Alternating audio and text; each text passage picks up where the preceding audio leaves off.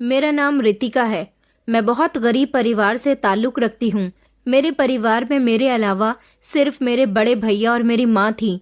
हमारा खानदान तो वैसे बहुत बड़ा था, लेकिन पिताजी के मरने के बाद हमारे खानदान वाले हमें ज्यादा मुंह नहीं लगाते थे। मेरे पिताजी की सैलरी बहुत अच्छी थी। जब से पिताजी की मौत हुई थी, तभी से घर के हालात बिगड़ने लगे थे। घर में होती हुई परेशानियों की वजह से भैया को दूसरे शहर जाकर काम करना पड़ा। भैया वहां पर अच्छी नौकरी करते हैं और वहां से पैसे भेजते रहते हैं, लेकिन अब जबकि उनको नौकरी पर लगे हुए 6 महीने हुए थे, इसलिए उनकी सैलरी ज्यादा नहीं थी, लेकिन घर का खर्चा आराम से हो जाता था। महीने में कुछ बच नहीं पाता था, लेकिन अगर कोई इमरजेंसी आ जाए तो पैसों की बहुत दिक्कत हो जाती थी। मेरी उम्र 16 साल थी, लेकिन उससे 4 साल पहले मैं 6 क्लास तक पढ़ चुकी थी। पिता की मौत के बाद जब घर के हालात खराब होने लगे तो माँ ने मुझे घर बैठा लिया और कहा कि अब घर में परेशानियां होने लगी हैं, इसलिए मैं तुम्हारी पढ़ाई खत्म करवा रही हूँ। लेकिन मुझे पढ़ाई लिखाई करने का बहुत शौक था। मैं चाहती थी कि मैं भी पढ़ूं। मेरी माँ बहुत अच्छी लेडीज टेलर थी, उन्हीं से मैंने भी ये हुनर ले लिया था। कम उम्र में मैं भी बहुत अच्छे कपड़े सिया करती थी। मेरी माँ चाहती थी कि मैं घर बैठकर सिलाई किया करूं, जिससे कुछ पैसे भी आ जाया करें। जो पैसे मेरे पास आते थे वो मैं अपनी माँ को दे दिया करती थी। मेरे भी अपने शौक थे। मैं भी चाहती थी कि मेरे पास मोबाइल हो, पहनने को अच्छे अच्छे कपड़े हों, मैं भी अपने दोस्तों के साथ घूमने जाया करूं। लेकिन मेरी जिंदगी में ऐसा कुछ नहीं था। मैं तो एक एक रुपए के लिए तरसती थी। माँ मुझसे मेहनत करवाती, लेकिन मेरे सारे पैसे अपने पास रख लिया करती थी। मेरी माँ बहुत साधारण सी औरत थी। वो ऐसी माँओं की जैसी नहीं थी जो अपनी बेटियों को फ्रीडम दे सके। माँ मेरे ऊपर काफी सारी पाबंदियां लगाती थी। उन्हें खानदान की इज्जत की बहुत फिक्र रहती थी, इसलिए वो मुझे घर से बाहर भी नहीं निकलने देती थी। अब मैं घर में सिलाई कर करके बोर हो गई थी, लेकिन मैं पढ़ना चाहती थी। मैंने माँ से कहा, माँ मैं पढ़ना चाहती हूँ। तो माँ ने कहा कि कोई जरूरत नहीं है, वैसे भी अब तुम जवान हो रही हो, तुम्हारी पढ़ने की उम्र नहीं है। मैं सच में जवान हो गई थी, क्योंकि मेरी उम्र तो 16 साल थी, लेकिन मेरी हाइट हेल्थ इतनी अच्छी थी कि लोग मुझे 20 साल का समझते थे। और तो और बचपन में ही मेरा रिश्ता भी तय हो चुका था, मेरे पिताजी के दोस्त के बेटे के साथ। मेरे पिताजी और उनके दोस्त की आपस में बहुत ज्यादा गहरी दोस्ती थी, इसलिए माँ से मेरे ससुराल वाले भी यही कहते थे कि अपनी बेटी को घर बैठा लो। इसलिए मैंने सिर्फ 6 क्लास तक ही पढ़ा था। मैं सोचती थी कि काश मेरे पास अपने पैसे होते तो मैं एडमिशन ले लेती, क्योंकि माँ की पढ़ाई से मना करने की वजह तो ये थी कि वो फीस के पैसे नहीं देना चाहती थी। माँ मुझसे सारे पैसे ले लिया करती थी, लेकिन अब मैंने माँ से कहा था कि मुझे इन पैसों से अपना एडमिशन कराना है और मैं आगे पढ़ना चाहती हूँ, मैं जाहिल नहीं रहना चाहती। माँ ने कहा, ठीक है, अगर तुम मुझे पैसे देती रहो तो तुम एडमिशन करा सकती हो, लेकिन तुम इतने पैसे कहाँ से लाओगी? दिन में 2 सूट तो तुम सिलती हो, तब जाकर तो इतने पैसे जुड़ पाते हैं। अब जब सारे पैसे तुम अपनी फीस में और एडमिशन में दे दोगी तो फिर मुझे क्या दिया करोगी? मैंने माँ से कहा, माँ मैं अपनी फीस भी दे दूंगी और आपको पैसे भी दे दिया करूंगी। इसके लिए मुझे अलग से ज्यादा मेहनत करनी पड़ेगी, तभी ऐसा मुमकिन हो पाएगा। बस मैं पढ़ना चाहती हूँ, मैं सारी जिंदगी ये सिलाई मशीन नहीं चलाना चाहती। मेरी माँ ये सुनकर राजी हो गई थी। वैसे भी वो तो यही चाहती थी कि अगर मैं पढ़ूं तो अपने ही पैसे से पढ़ूं और उनको पैसे भी दिया करूं, ताकि उनके घर खर्चे में कोई भी रुकावट न आ सके। माँ कहती थी कि जब एक बार इंसान को पढ़ाई से हटा लिया जाता है तो फिर दोबारा उसके दिमाग में पढ़ाई नहीं घुसती, और वो मुझे यही समझाती थी कि तुम पढ़ाई मत करो, सिर्फ जो करती हो वही करती रहो। अब जबकि मुझे पढ़ने का कुछ ज्यादा ही शौक जाग रहा था, तो इसीलिए मैंने ठान लिया था कि मैं तो पढ़कर ही रहूंगी। मेरे पड़ोस में एक आंटी रहती थी, उनकी 2 जवान बेटियां थीं। बड़ी बेटी तो स्कूल में टीचर थी और छोटी बेटी स्कूल में पढ़ने जाती थी। मैं पड़ोस वाली आंटी के घर चली गई और मैंने जाकर उनकी बड़ी बेटी से बात की। मैं उनको दीदी कहा करती थी। मैंने उनसे कहा कि आप सरकारी स्कूल में टीचर हो ना, मैं चाहती हूँ कि आप मेरा भी वहाँ पर एडमिशन कर दो, क्योंकि सरकारी स्कूल का खर्च वैसे भी कम होता है। वहाँ पर यूनिफॉर्म और कोर्स सारी चीजें ज्यादातर फ्री में ही मिलती हैं। उनका नाम आंचल था। मैं उनको दीदी कहा करती थी।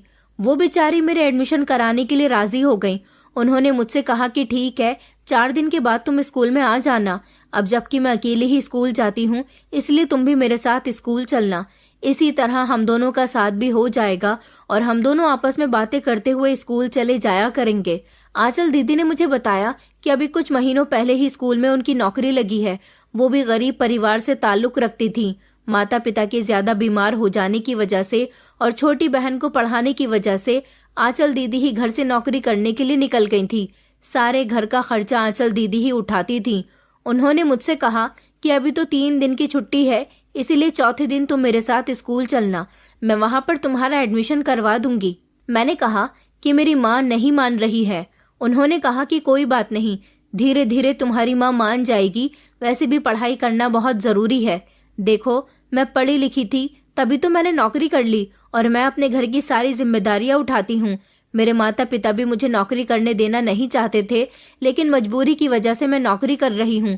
मेरी माँ का कहना था कि तुम घर में रहकर बच्चों को ट्यूशन पढ़ा लिया करो, लेकिन ट्यूशन पढ़ाने के बावजूद भी इतने पैसे नहीं निकल पाते जितने स्कूल की सैलरी से निकल आते हैं। और फिर मुझे सरकारी स्कूल में नौकरी भी आसानी से मिल गई। अब मुझे यहाँ पर सैलरी भी बस ठीक ही मिलती है, लेकिन मैंने सोचा है कि जब मैं शायद पुरानी हो जाऊंगी तब मेरी सैलरी बढ़ा दी जाएगी। मैंने कहा, क्या आपको सैलरी कम मिलती है? तो आंचल दीदी कहने लगी कि हाँ, इतनी नहीं मिलती जितनी और लोगों को मिलती है। शायद मैं नई हूँ इसीलिए, लेकिन मुझे इतना जरूर पता है कि धीरे धीरे मेरी सैलरी बढ़ जाएगी। मैंने माँ को पूरी बात बता दी थी कि मैं अब स्कूल जाने वाली हूँ, इसलिए मैंने माँ से जिद करके जबरदस्ती थोड़े से पैसे लिए जिससे मेरा एडमिशन हो सके और जाकर आंचल दीदी को दे दिए। आंचल दीदी ने मेरा एडमिशन करा दिया और चौथे ही दिन जब मैं स्कूल जाने लगी, स्कूल में जाकर मैंने देखा कि वहाँ पर छोटे बच्चे भी पढ़ते हैं और लड़कियां भी पढ़ती हैं। सबकी अपनी एक यूनिफॉर्म थी और सबने एक जैसा ही यूनिफॉर्म पहन रखा था। यहाँ तक कि टीचर्स के लिए भी एक अलग यूनिफॉर्म बनाया गया था। आंचल दीदी भी वही यूनिफॉर्म पहनकर स्कूल जाती थी। आंचल दीदी ने मुझसे कहा कि तुम्हें भी यूनिफॉर्म पहनकर आनी है। मैंने कहा कि सरकारी स्कूल में तो स्कूल से ही यूनिफॉर्म दी जाती है। उन्होंने कहा, हर स्कूल में ऐसा नहीं होता, तुम्हें कपड़ा खरीदकर खुद यूनिफॉर्म बनवाना होगा। और तुम तो खुद कपड़े सिलती हो, तुम्हें तो मार्केट से सिर्फ कपड़ा ही लेना है और तुम उसको अपने हाथ से सिल लेना। उसके बाद ही स्कूल में यूनिफॉर्म पहनकर आ जाना, क्योंकि कोई भी बच्चा बिना यूनिफॉर्म के स्कूल में अलाउ नहीं है। मैंने आंचल दीदी से कहा कि बात सिलने की नहीं है, बात कपड़े की है। आंचल दीदी कहने लगी कि देखो, अब इतना तो तुम्हें करना ही पड़ेगा। मैंने उनसे कहा कि ठीक है, कर लूंगी। माँ ने ठीक ही कहा था कि मेरी पढ़ाई के दिन निकल गए थे, क्योंकि स्कूल जाते ही मुझे खर्चों की फिक्र हो गई थी।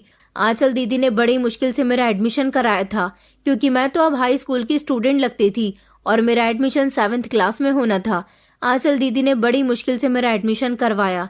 टीचर से कहा कि इस लड़की के पिता नहीं है, इसी वजह से इसके घर के हालात खराब होने के कारण इसकी माँ ने इसको पढ़ाई करने से रोक लिया था और ये लड़की दोबारा पढ़ना चाहती है। आंचल दीदी ने मेरी वहाँ पर बड़ी टीचर से सिफारिश की, तब जाकर मेरा एडमिशन फाइनल हुआ था। टीचर्स का कहना था कि हमें इस लड़की का एडमिशन करने में कोई परेशानी नहीं है, लेकिन ये लड़की स्टूडेंट कम टीचर ज्यादा लगती है। आंचल दीदी ने उनसे कहा था कि नहीं, इस लड़की की एज तो कम ही है, लेकिन ये लड़की हाइट हेल्थ में बहुत अच्छी है, इसीलिए ज्यादा बड़ी लगती है। टीचर्स ने कहा था कि हम प्रिंसिपल से पूछ लेते हैं। प्रिंसिपल ने मुझे दूर से ही देख लिया था। प्रिंसिपल की उम्र लगभग 37 साल होगी। प्रिंसिपल ने टीचर के कान में ना जाने क्या बात कही कि उसके बाद वो टीचर बाहर आई और उन्होंने कहा कि ठीक है, आपका एडमिशन हो गया। मैं बहुत खुश हुई थी। अगले दिन मैंने मार्केट से जाकर कपड़ा लिया और फिर यूनिफॉर्म भी सिल लिया। अब मैं सुबह सुबह स्कूल जाती थी और आंचल दीदी के साथ ही स्कूल जाया करती थी, जो वहाँ पर टीचर थी, और हम टीचर स्टूडेंट एक साथ ही स्कूल से वापस भी आते थे। मेरी माँ को इस बात से तसल्ली हुई थी कि आंचल दीदी मेरे साथ जाती थी, मैं रास्ते में अकेली नहीं जाती थी, इसलिए माँ का शिकायत करना थोड़ा कम हो गया था। उन्होंने आंचल दीदी से कहा हुआ था कि मेरी बेटी का ख्याल रखना। ये बच्ची थी, जब हमने इसको पढ़ाई से हटा लिया था। अब इसको पढ़ाई का बहुत शौक है, इसकी जिद देखकर मैं इसको मना नहीं कर पाई।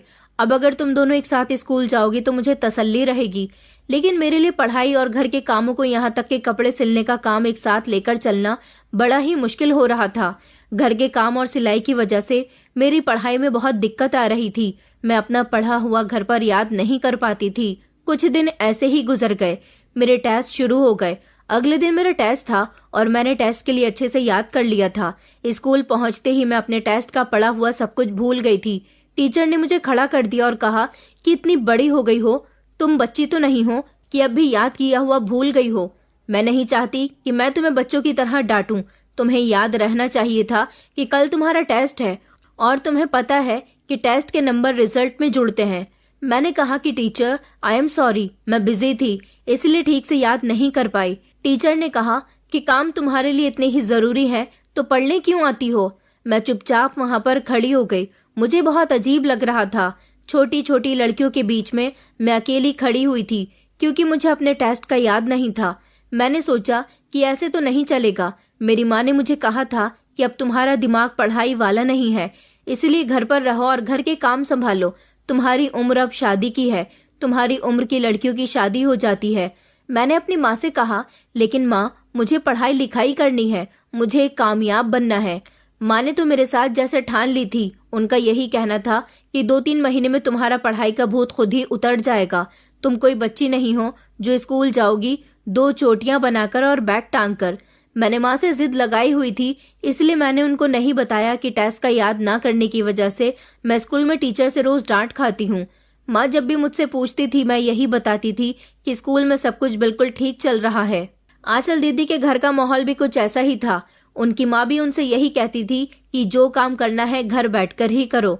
वो मुझे बताती थी कि देखो, मैं घर में बैठकर ये घर के औने पौने काम नहीं कर सकती। घर में बैठकर काम करने से मुझे इतने पैसे नहीं मिल पाएंगे जितने मुझे स्कूल जाने से मिलते हैं।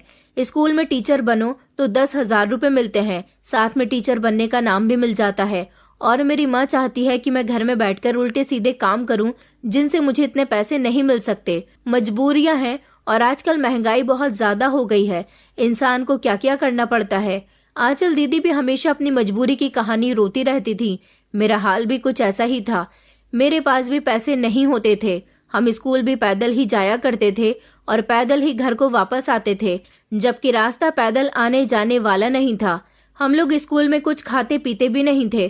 पूरा दिन भूखे ही रहकर पढ़ाई करना, और आंचल दीदी भी भूखे रहकर ही बच्चों को पढ़ाती थी। भूखे रहकर पढ़ाई करना बड़ा मुश्किल काम था। ऐसे ही दिन गुजर रहे थे और मेरे हाफ ईयरली के एग्जाम्स आ गए। काफी दिनों से मैं नोटिस कर रही थी कि आंचल दीदी के पास काफी सारे पैसे रहने लगे हैं।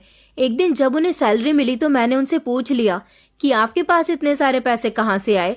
दीदी ने बताया कि उनको सैलरी मिली है। उनकी सैलरी 10,000 रुपए थी, लेकिन उनके पास तो 15,000 थे।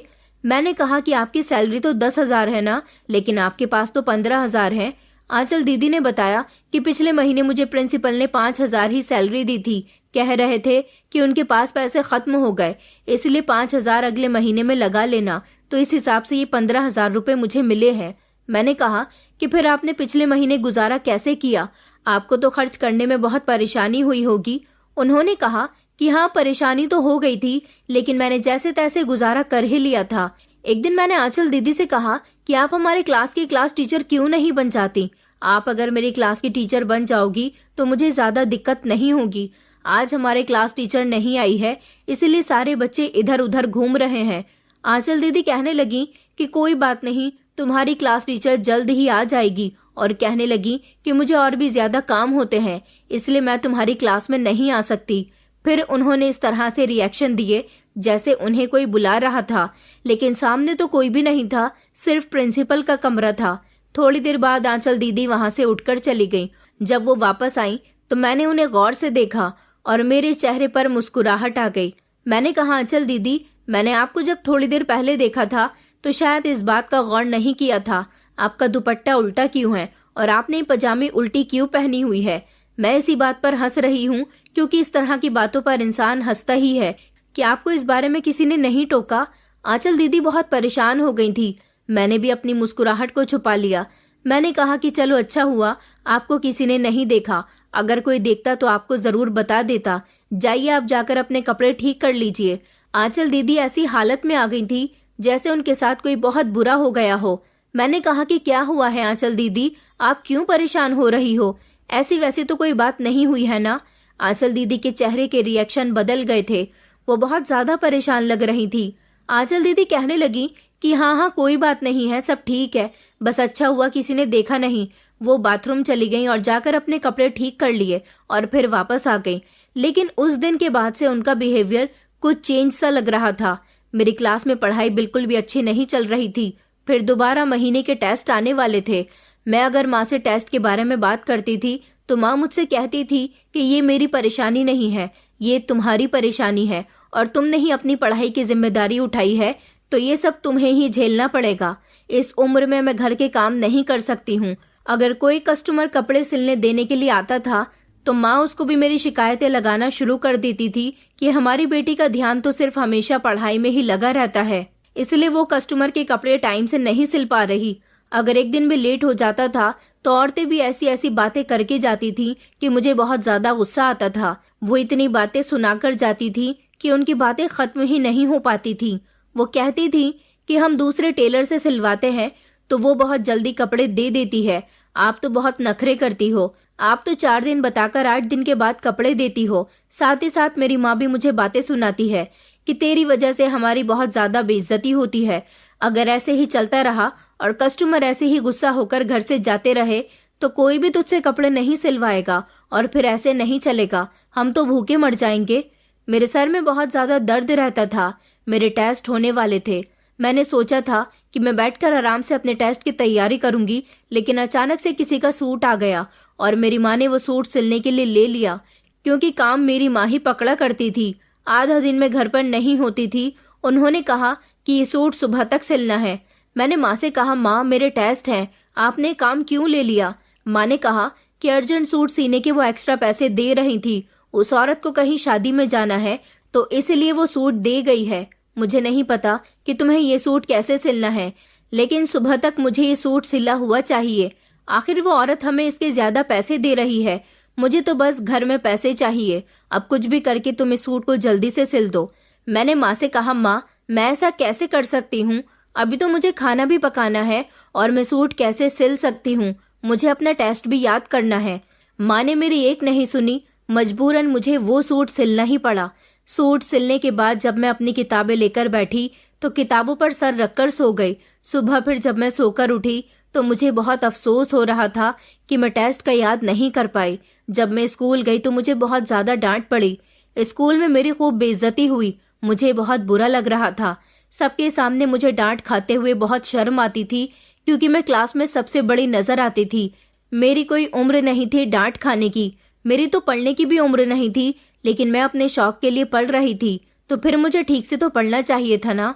मुझे टीचर ने यहाँ तक कह दिया था कि तुम्हारा तो काम है डांट खाने का, जबकि तुम जितनी बड़ी हो उस हिसाब से तुम्हें क्लास में सबसे ज्यादा नंबर लाने चाहिए, क्योंकि तुम्हारा दिमाग तो बाकियों से तेज है और तुम्हारी उम्र भी ज्यादा है, लेकिन तुम हो कि तुम्हें कुछ भी याद नहीं होता। मेरी पूरे साल की परफॉर्मेंस बड़ी खराब जाने वाली थी। हाफ ईयरली के एग्जाम्स में तो मैं फेल ही हो गई थी। आंचल दीदी ने भी मुझसे कहा कि यार तुम घर वालों से लड़कर अपना काम रोक के इतनी मुश्किल से ये सब कुछ कर रही हो और फिर तुम पढ़ाई भी नहीं कर रही हो। मैंने कहा कि मैं क्या करूं, मेरे दिमाग में कुछ बैठ ही नहीं रहा। हर टाइम मेरे सर में टेंशन होती रहती है। मैं घर जाती हूँ तो मेरी माँ मुझसे पूछे बिना औरतों से कपड़े सिलने के लिए ले लेती है, बल्कि वो तो आस पड़ोस के घरों में जाकर सिलने के लिए औरतों के कपड़े लेकर आ जाती है। शायद वो यही चाहती है कि पढ़ाई का भूत मेरे दिमाग से उतर जाए और बस मैं कपड़े ही सिलती रहूं। अगर मैं नाकाम होकर लौट गई तो मेरी बड़ी बेइज्जती हो जाएगी। मेरे सारे खानदान को भी पता चल गया है कि मैं स्कूल जाती हूँ, और अब जब मेरे ससुराल वालों को ये पता चला कि मैं दोबारा स्कूल जाने लगी हूँ, तब भी उन्होंने माँ से यही कहा कि इसकी कोई उम्र नहीं है अब स्कूल जाने की। हमने आपसे पहले भी मना किया था, आप इसको घर बैठा लो, लेकिन आपने दोबारा इसको स्कूल भेजना शुरू कर दिया। ये लड़की हमारी बेइज्जती करवा रही है। मेरे मंगेतर के साथ मेरी ज्यादा बातचीत नहीं होती थी, लेकिन उसने कई बार मुझे फोन करने की कोशिश की थी। वो माँ के मोबाइल पर ही मुझे फोन किया करता था, लेकिन मैंने उससे कभी बात करने की कोशिश नहीं की, क्योंकि मुझे पता था कि वो भी मेरी पढ़ाई के बहुत ज्यादा खिलाफ है। मैं तो हर तरफ से ही फंसी हुई थी। मैं हार नहीं मानना चाहती थी, मैं पढ़ना चाहती थी, लेकिन मेरे हालात ऐसे थे कि मुझे फेल ही कर दिया गया। ये तो हाफ ईयरली पेपर थे, इसलिए मुझे कोई परेशानी नहीं थी, लेकिन आगे मैं फाइनल एग्जाम्स में भी फेल नहीं होना चाहती थी। कुछ दिनों से मैं नोटिस कर रही थी कि स्कूल में अचानक ही आंचल दीदी गायब हो जाती थी। इंटरवल का टाइम होता था तो वो कहती थी कि हम दोनों मिलकर बैठेंगे, लेकिन उनका तो पता ही नहीं चलता था कि वो कहाँ पर चली गई। एक दिन जब मेरे पास आकर बैठी तो उठकर जाने लगी कि तभी उनका पर्स वहां पर गिर गया, जिसकी चेन खुली हुई थी। पर्स से पैसे भी बाहर निकल आए। वो लगभग 1000 रुपए थे। मैंने कहा कि ये क्या है आंचल दीदी, आपके पास इतने सारे पैसे हैं और आपने गलती से अपने पर्स की चेन खुली ही छोड़ दी। देखिए, आपके पैसे गिर गए। पैसे तो मैंने उठा लिए। मैंने कहा, दीदी अगर आपके ये पैसे कोई और उठा लेता तो वो आपको वापस भी नहीं करता। आंचल दीदी कहने लगी कि तुम्हारा बहुत बहुत शुक्रिया, और उन्होंने पैसे लेकर अपने पर्स में रख लिए। महीने के शुरू में ही उन्हें सैलरी मिल जाती थी, लेकिन पूरे महीने ही उनके पास बहुत सारे पैसे होते थे। फाइनल एग्जाम भी आने वाले थे। क्योंकि मेरा लेट एडमिशन हुआ था, इसलिए मुझे ऐसा लग रहा था जैसे फाइनल एग्जाम बहुत जल्दी आ गए। मेरी कोई तैयारी नहीं थी। मैंने कहा कि मैं फेल हो जाऊंगी, मेरे सारे रिश्तेदारों को पता चल जाएगा और माँ तो मुझे इतनी बातें सुनाएगी कि मैं उनको मुंह दिखाने लायक भी नहीं बचूंगी, और मेरे ससुराल वाले भी बहुत बातें करेंगे और उसके बाद मुझे घर बैठा लिया जाएगा। अब मैं क्या करूं? मैंने ये सारी बात आंचल दीदी को बताई तो उन्होंने मुझसे कहा कि तुम बहुत मजबूर हो, लेकिन मेरे पास एक ऐसा तरीका है जिससे तुम फेल नहीं हो सकती।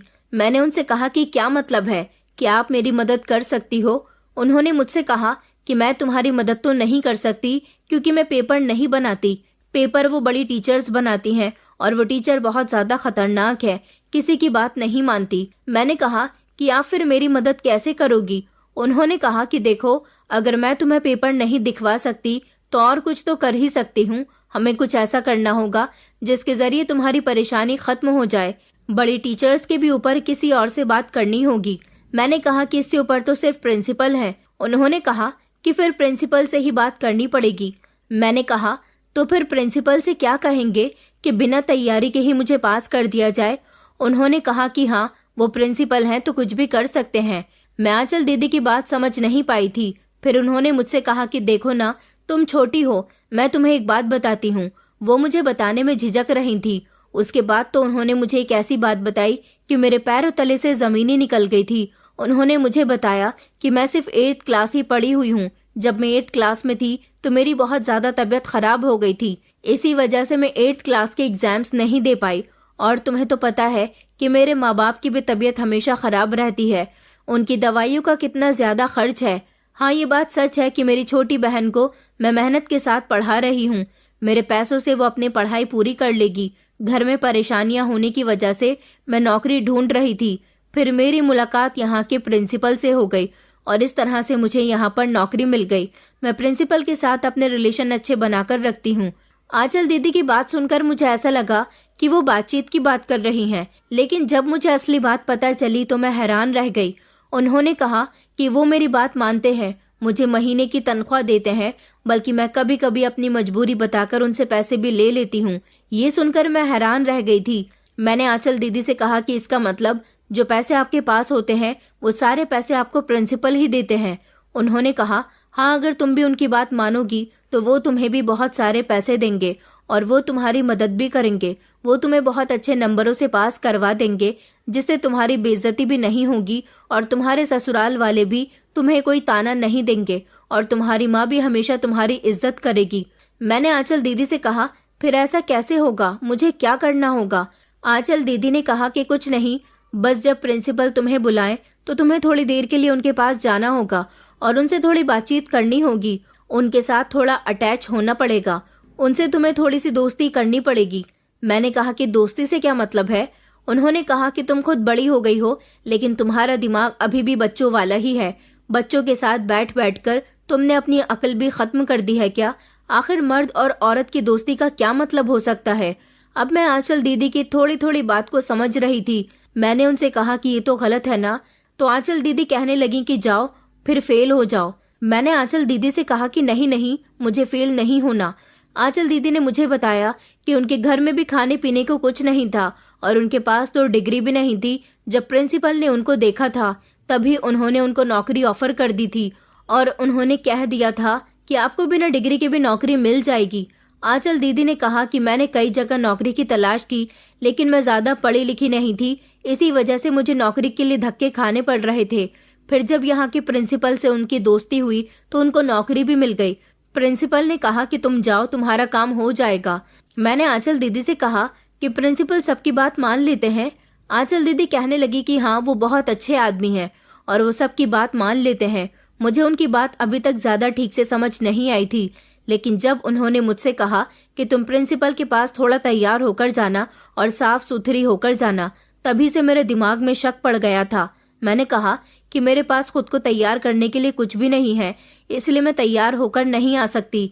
आंचल दीदी ने कहा कि तुम फिक्र मत करो, मैं घर से थोड़ा बहुत मेकअप लेकर आती हूँ, इसलिए तुम अपना थोड़ा सा मेकअप कर लेना। और तभी आंचल दीदी ने अपने पर्स से लिपस्टिक निकाली और मेरे होठों पर लगाने लगी। उन्होंने मुझसे कहा कि इस तरह तुम बहुत प्यारी लगोगी और प्रिंसिपल से मुस्कुराकर ही बात करना। अंदर जाते ही प्रिंसिपल जैसा भी कहे उनकी बात में उनका साथ देना। मैं आंचल दीदी की बात को बहुत ध्यान से सुन रही थी और जो वो कह रही थी मैं उनकी हाँ में हाँ मिला रही थी। आंचल दीदी मुझे अपने साथ प्रिंसिपल के ऑफिस में ले गई और उन्होंने मुझे गेट पर ही रुकने के लिए कहा। वो खुद पहले अंदर जाकर उन्होंने मेरे बारे में बात कर ली और थोड़ी देर के बाद उन्होंने जब मुझे अंदर बुलाया तो मुझसे प्रिंसिपल से बात कराने लगी। जब मैं अंदर गई तो मैंने प्रिंसिपल को बड़ी इज्जत से देखा था, जैसे कि कोई भी बच्चा अपने स्कूल के प्रिंसिपल को इज्जत देता है। आंचल दीदी ने मुझे प्रिंसिपल से मिलवाया और प्रिंसिपल को भी मेरे बारे में बता दिया कि मैं कौन सी क्लास में पढ़ती हूँ और क्या चाहती हूँ। तभी पलटकर प्रिंसिपल ने जवाब दिया कि हाँ, मुझे सब कुछ पता है, तुम फिक्र मत करो। आज तो मैं थोड़ा बिजी हूँ, एक काम करते हैं, कल तुम्हारे साथ मीटिंग रख लेते हैं। कल तुम इसी टाइम पर आ जाना, लेकिन किसी को बताना नहीं। अगर सारे स्टूडेंट्स को पता चल गया कि मैं तुम्हारी हेल्प कर रहा हूँ तो इसीलिए एग्जाम से पहले सारे स्टूडेंट मेरे पास आकर अपनी सिफारिश करने लगेंगे। मैं प्रिंसिपल की बात समझ गई थी। मैंने कहा कि जी सर, किसी को कुछ नहीं बताऊंगी। प्रिंसिपल ने कहा कि ठीक है, कल टाइम से आ जाना। मैं ओके सर कहकर प्रिंसिपल के ऑफिस से बाहर निकल गई थी।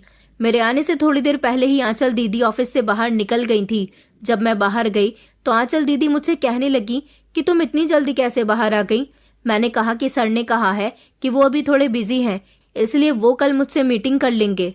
आंचल दीदी ने कहा कि बस अब तुम्हारा काम हो गया। मैंने आंचल दीदी से कहा कि मीटिंग का क्या मतलब है। उन्होंने मुझे बताया कि तुम्हें पता चल जाएगा, बस कल भी इसी तरह से तैयार होकर टाइम से सर के पास चली जाना। घर आने के बाद मैं बहुत थक गई थी। अपने सारे काम से निपटकर जब रात को मैं सोने के लिए लेटी तो बस सारी रात में यही सोचती रही, आखिर इन सब बातों का क्या मतलब है, क्या होने वाला था। आखिर ये कैसे प्रिंसिपल हैं जो अपने ही स्कूल के बच्चों को बिना डिग्री के टीचर से पढ़वा रहे थे और खुद भी हर टाइम स्कूल में ही रहते थे। क्या प्रिंसिपल को अपने स्कूल की इज्जत की कोई फिक्र नहीं थी? हमसे तो वो फीस ले रहे थे, तो फिर इस फीस का क्या मतलब होगा। लेकिन टीचर को वो सैलरी दिया करते थे, फिर टीचर से उनका किस चीज से मतलब था। शाम से पहले एक औरत हमारे घर कपड़े देने के लिए आई थी। वो माँ को समझा रही थी कि कौन से सूट में किस तरह का डिजाइन डालना है। मैंने उनकी बातों पर ध्यान नहीं दिया था, लेकिन अचानक जब उन लोगों ने आंचल दीदी के बारे में बात करना शुरू किया तो मैंने उन पर ध्यान दिया। वो औरत मेरी माँ को बता रही थी कि आपके पड़ोस में रहने वाली आंचल जो स्कूल में नौकरी करती है, जब से वो नौकरी पर लगी हुई है तब से उसकी हालत बहुत अजीब सी हो गई है। लड़की कितनी खूबसूरत और जवान थी, अब उसको देखकर ऐसा लगता है जैसे वो शादीशुदा है।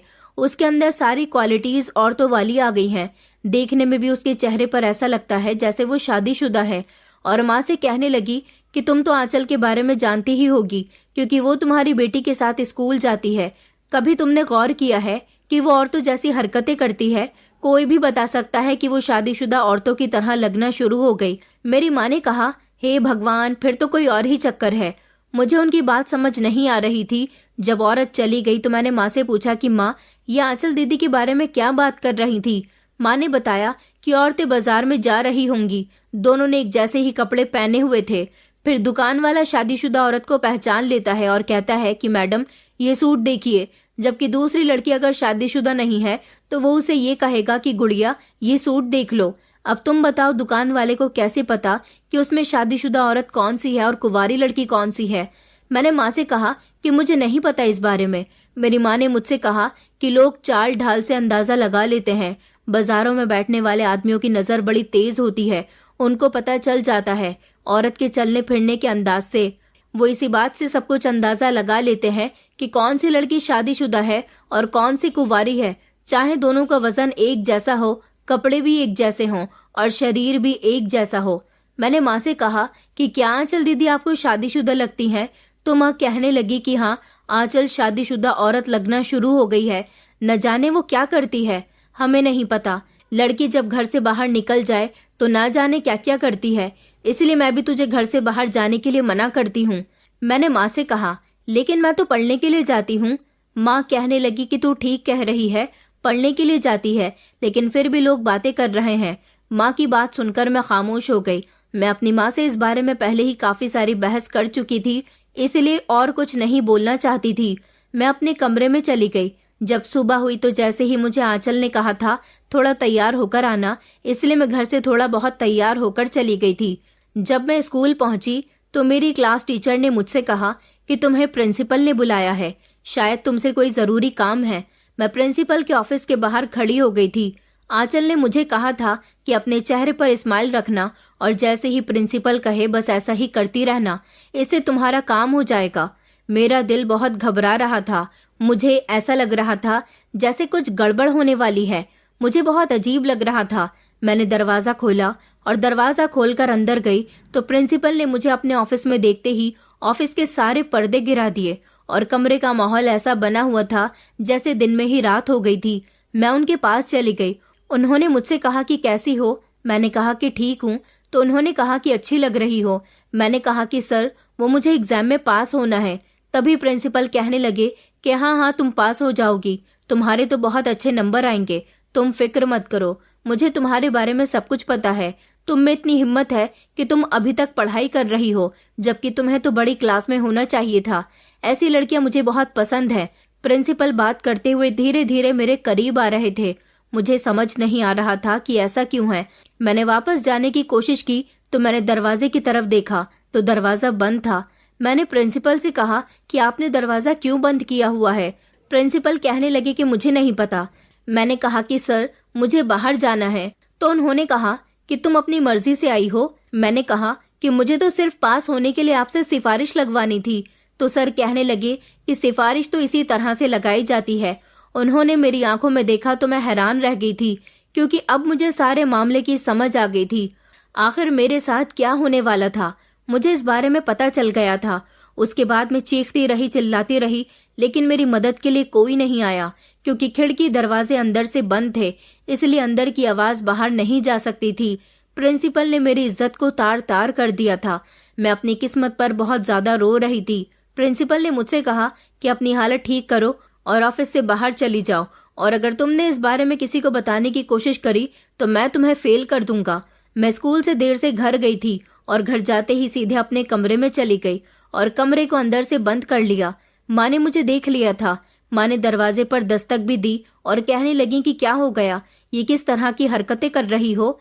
माँ कहने लगी कि तू ठीक है, कोई बात तो नहीं है। माँ बहुत देर तक दरवाजा बजाती रही, लेकिन मैंने दरवाजा नहीं खोला। मेरी हालत बहुत बुरी हो चुकी थी। मैं बुरी तरह से रो रही थी। सारा दिन मैं अपने कमरे से बाहर नहीं निकली थी और रात को जब बाहर आई तो माँ ने मुझे अजीब नजरों से घूरना शुरू कर दिया। माँ मुझसे कहने लगी कि आखिर मुझसे क्या बात छुपा रही है।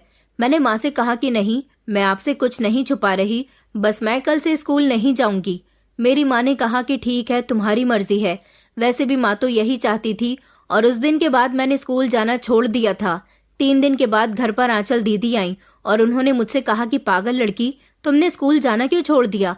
जब तुमने सर के सामने अपनी सिफारिश लगा ही दी थी तो फिर तुमने स्कूल जाना क्यों बंद किया? मैंने आंचल दीदी से कहा कि ये सब कुछ आपकी वजह से हुआ है, आखिर आप भी यही सब कुछ करती हो ना? तो उन्होंने मुझसे कहा कि देखो, कुछ पाने के लिए कुछ खोना पड़ता है। ये दुनिया बड़ी जालिम है। जो आप चाहते हो वो आपको इतनी आसानी से नहीं मिल पाता, उसके लिए कोई ना कोई स्ट्रगल तो करना ही पड़ता है। मैंने आंचल दीदी से कहा कि काश मुझे आपकी बातों में नहीं आना चाहिए था। अगर मुझे आपकी बातों का अंदाजा पहले ही हो जाता तो मेरे साथ ऐसा नहीं होता। आंचल दीदी, आपने मेरे साथ बहुत बुरा किया, मैं आपको कभी माफ नहीं करूंगी। तो आंचल दीदी मुझसे कहने लगी कि मैं मजबूर थी और तुम भी मजबूर हो। तुम भी तो हार नहीं मानना चाहती थी और तुम्हें भी तो लड़ना था, सबको गलत साबित करना था। तो अब क्यों तुम हार मान गई हो? मैंने कहा कि आप ठीक कह रही हो, मैं हार मान गई हूँ, क्योंकि मैं वाकई हार गई हूँ। और अब आप यहाँ से उठकर चली जाओ। आज के बाद मेरे घर पर दोबारा मत आना। मैं अब स्कूल कभी नहीं जाऊंगी। और मैंने वैसा ही किया। मैंने स्कूल जाना छोड़ दिया था। अब मैं घर पर ही रहकर घर के सारे काम किया करती थी और अपनी सिलाई करती थी। एक दिन मुझे पता चला कि स्कूल के प्रिंसिपल के बारे में लोग गलत गलत तरीके की बातें बना रहे हैं, लेकिन लोग सिर्फ बातें ही बना सकते थे।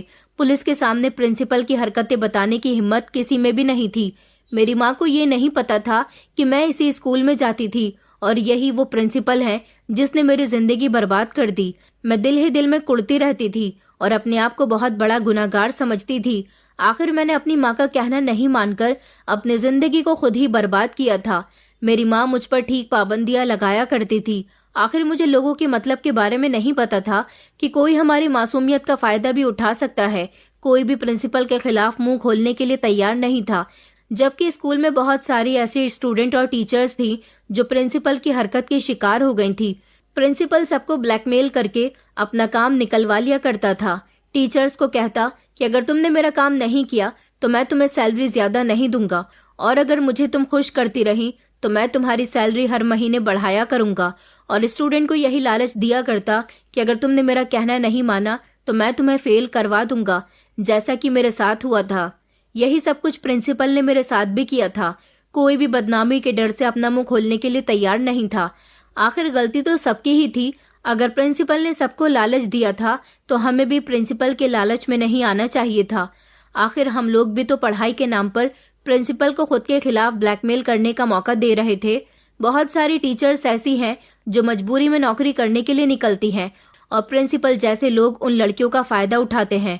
वो सब मासूम थी, उन्हें नहीं पता था कि उनकी मजबूरी का सिला उनको इस तरह से मिलने वाला है।